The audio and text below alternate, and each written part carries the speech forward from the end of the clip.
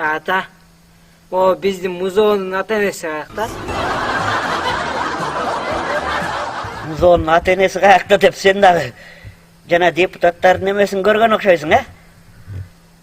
Бул музабак жетим. Биз эми кийинки жумада базарга барып бир музоо сатып алышыбыз керек. Ата-энеси менен кошочу.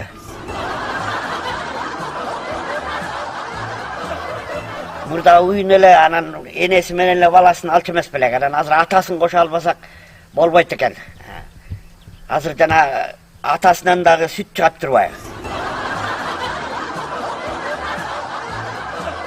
Кандай болуп атыптыр го, букалардан да сүт чыгып атыптыр го, ошону айтып атышпайбы?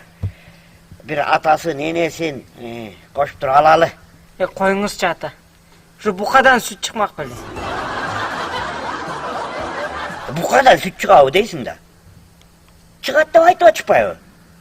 Демек чыгат да. Алар деген министр деп коет, алар деген депутат деп коет. Алар ошону билет. Алар ошончо чоң айлык алат ошакта.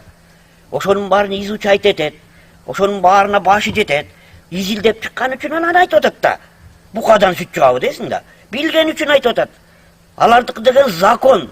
Алар закон чыгарчу. Алар эмне деди? Ошол закон букадан сүт чыгат дедиби?